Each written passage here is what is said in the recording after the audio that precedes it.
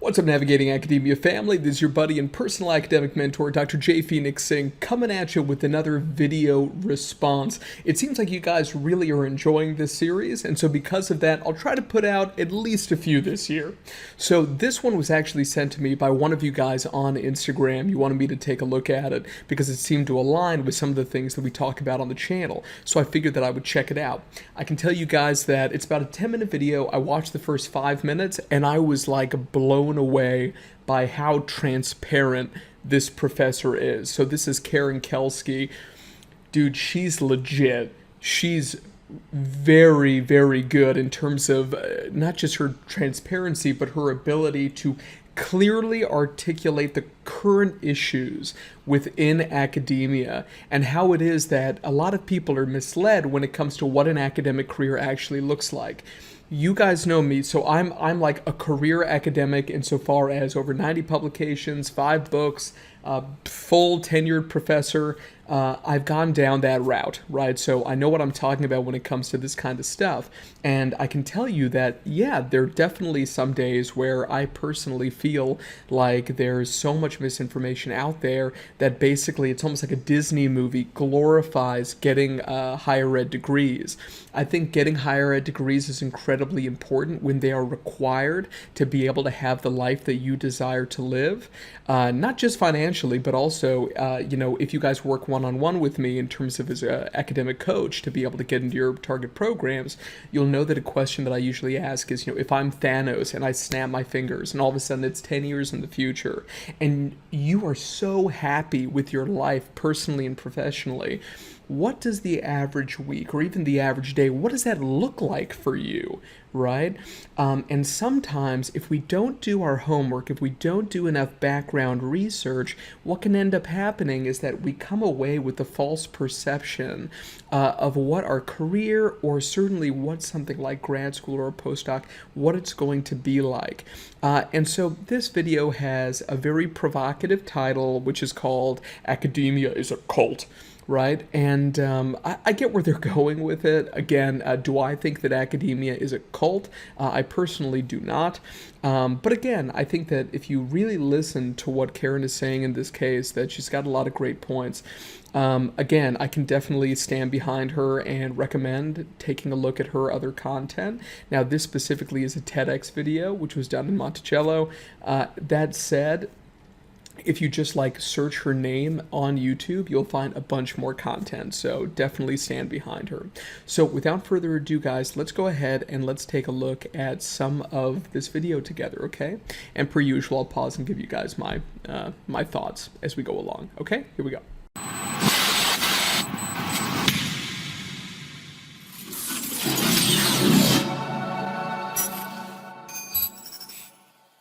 Hi. I want to talk to you today about a cult that is recruiting some of America's best and brightest young people. This cult has centers in every major city and many small towns, and it keeps its victims for years.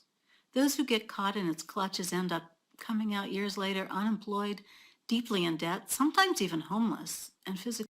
I would say that victims is kind of a strong word here, right? It's also something that's not very PC. Really, these days, we talk about survivors as opposed to victims. In terms of coming out homeless, what I would say is that if you've watched my videos on being like a full-time adjunct professor, because remember that over 75% of all new academic positions are adjunct positions, then if all you do is adjunct, like full-time, you teach like a 4-4 or 5-5, something like this in terms of course load, then the likelihood is you will be at or below the poverty line in the United States. So that is absolutely true, what she's saying there. Remember that oftentimes when it comes to these, TED videos as well, that they're trying to be a little bit provocative, but let's keep going. Physically and mentally battered. What am I talking about? Well, I'm talking about universities. Universities that dangle the dream of advanced degrees in front of smart and talented people with the promise of illustrious and secure careers in academia at the end of it. They extract years of effort, tens or hundreds of thousands of dollars in payment, only to eject those masters and PhDs at the end with job prospects, self-esteem, sometimes even physical health, and certainly credit rating virtually shattered. How do I know this? because I myself am an escapee from the university cult. I'm a former tenured professor and department head at a Big Ten institution, and I'm sharing what I saw as a PhD student, a faculty member, department head, and then as someone who left 10 years ago to start a business called The Professor Is In.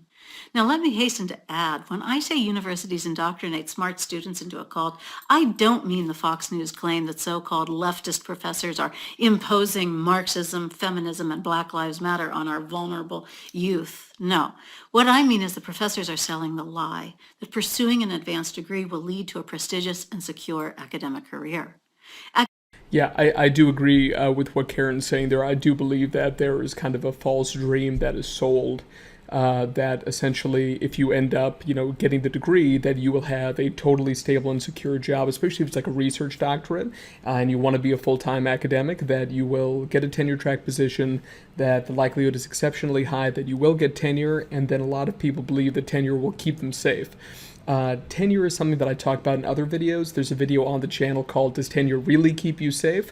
Where I kind of walk you through the evolution of tenure and basically how now it's like almost like a little badge that you get. But if universities want to get you out, it doesn't matter if you're tenured. They can absolutely find ways to be able to get you out. So be sure to watch that video. Academia has not been a secure and viable career since about the 1980s because of 40 years of systemic disinvestment. And with COVID, it has gotten exponentially worse. Between 2009 and 2018, almost all states cut funding drastically. Arizona cut by 55%. Universities are now run on a corporate Walmart basis. Cutting costs is the name of the game, and cutting full-time employees with benefits is absolutely the bottom line. That is incredibly true. At this stage, this is the reason why adjuncting is so incredibly popular. It's because the amount that you actually have to pay is relatively low, and most adjuncts are 1099 contractors, which is a tax code in the U.S., which basically means that you don't have to provide things like a 401k or so like a retirement plan or a pension. You don't have to provide healthcare benefits. These are things that you do not need to provide. And the other thing, when it comes to this situation is that even if you end up having an institution that's a not-for-profit, it's like a non-profit institution, don't forget that individuals who work for nonprofits make a huge amount of money. Right? I have friends who are significantly older, they're in their 60s and 70s, but they run some of these large-scale nonprofits and foundations, and they're making $500,000. One makes over $1 million every single year. So don't think that just because something's nonprofit that it necessarily means that there's kind of no money involved, because that simply is not the case. And just like that, just like Walmart at universities, 76% of faculty are hired on a contingent precarious basis without benefits, without full-time secure positions.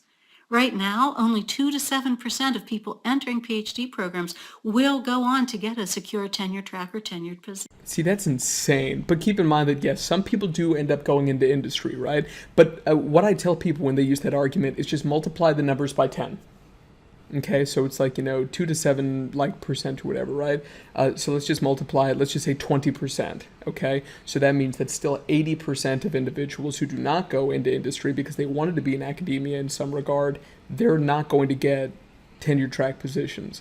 And that lines up with the data in terms of how many individuals are getting hired to adjunct as opposed to be tenure track these days. And if you do end up doing something like a research professorship, remember that basically it is like kill or be killed, right? You eat what you kill, as they say, meaning that any external funding you get, that is largely going to determine how much money you make as a salary. Ironically, means you can make a lot more money, but you need to be insanely good at kind of getting access to external funding opportunities. And if you want to learn more about how to find those grants, write successful grant proposals, and manage them once you get them to be able to make those funding opportunities sustainable, be sure to be able to check out, we always talk about Publication Academy, so publicationacademy.com is the place to go for that. And yet almost every one of them goes into these programs believing they're going to be the exception. And they are allowed to believe that by their faculty members and their advisors. And yet this graph shows in the field of history the vast mismatch between the PhDs awarded and the jobs available for them. This information is not secret. It's shared in the Chronicle of Higher Education, the New York Times. It's everywhere. But professors don't tell the truth about it. Instead, they like to engage in arcane arguments about should this be called an undersupply of jobs or an oversupply of PhDs. But the stakes are very high. 25% of adjuncts are paid so poorly they qualify for food stamps and welfare. And all of this is funded by catastrophic debt.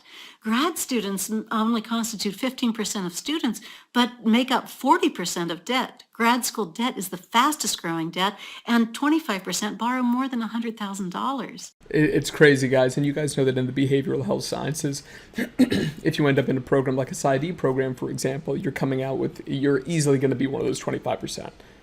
Like easily, unless you're in a partially funded program, of which right now there's really only 2. I hear rumblings of 3, but basically 2.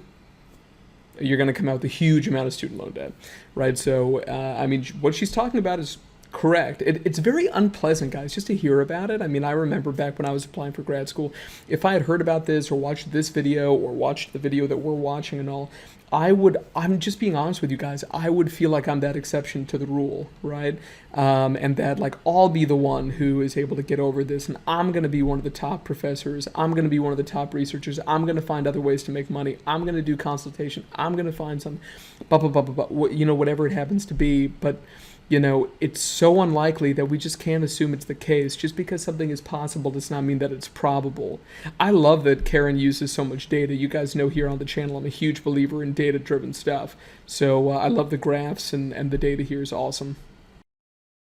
And full funding is no protection. These quote-unquote full funding packages that departments offer, especially in the humanities and social sciences, they don't cover actual costs. They are not pegged to actual cost of living. So even students with full funding packages still have to take out loans to make ends meet. That is totally true, and something that people don't talk about. Just because your tuition is 100% waived, what are you going to eat? Where are you going to live? What's the gas you're going to put in your car? How about if you have a car note? You have to pay it off somehow. People still end up taking student loan debt, or just because they need to literally sustain themselves.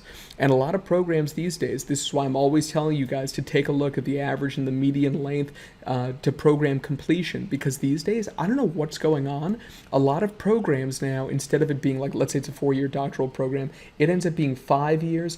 There's one program, even very prestigious program, the name of which I won't mention, in the northern Midwest in the United States. It's up to 8 years. And we had an applicant this year who I worked with to be able to help her kind of put together, really strengthen her grad school application materials. And she was just like, I just can't do it. She's like, 8 years there? I just can't do it. And when she asked the target supervisor was like, yeah, that number's not a lie, and the likelihood is basically nothing that you'll be able to graduate in 4 to 5 years. So for that length of time, if you're making money, you're going to make like $10,000 to $20,000 a year max, and that's food stamp money in the United States. It's pretty rough. And of course, COVID has now caused a staggering and unprecedented contraction, the greatest since the 1950s when the Labor Bureau started keeping data. And so this situation I'm describing is going to get exponentially worse in the coming years. Now you might ask, if these students are so smart, why do they allow this to happen? Why do they enter this cult, and why do they stay? Well, first of all, they're flattered and groomed by their undergraduate professors, for whom the absolute highest praise is, you are so smart, you should go to graduate school. And so that's certainly part of it. Starry-eyed and filled with hero worship, young students believe them, and why wouldn't they? So they go on into PhD programs like Lambs to the Slaughter. And then... That's extreme, Karen. Come on, Lambs to the Slaughter. That's extreme. Once in those programs, they're encompassed in groupthink, which ties identity to academic achievement. Only academic accomplishments are legitimate. Everything else is a failure. And in fact, prioritizing financial compensation or job security is a betrayal of the religious ideology. And those who leave or try to do something else are shamed. Your very identity. Dude, Karen is right as rain on this one. You guys, know my story about, starting my own company when I was in my mid to late 20s, and how people in academia, because I already had, at that point I had like 2 or 3 books, and I had at least, 50, 60 publications. And oh my gosh, people came for me. It was nuts. All these people who had been so supportive of my academic career. And remember that what I refer to this as is financial martyrdom. People are going to martyr themselves, basically, in academia, and then say that they're more moral than you are. And I believe that there's a quote that Karen's going to share about this in a moment, which just like really sums it up well. But I do agree that anybody who kind of like tries to leave, it's almost like you're cut out of the club. You're not in the in-group anymore, no matter what your previous contributions were. Okay, guys, so I'm going to go ahead and end it there. If you want to watch the rest of the video, you're warmly welcome to do so. You've got kind of the title down here. Again, Karen, I think, does a great job of kind of explaining this situation in general. We definitely have differences of opinion on a few more political things, I would say. But so does everybody, right? You have to respect differences, and the most important thing is to be able to have the conversation. But there's a lot of things that we do agree on as well, which is wonderful. That's what we're always looking for. That's what we should be looking for in other people, right? It's not just differences, but how we can kind of come together as well. In academia, that's relatively rare, but I do think that it's important. So thank you so much to Karen. Thank you so much to the TEDx program for the ability to take a look at this video, provide some fair use commentary on it, and I hope you guys enjoyed the video. Please smash that like button. This is a demonetized video. It's just something to be able to kind of make a contribution to you guys, to be able to provide you with some feedback from some YouTubers who I really like.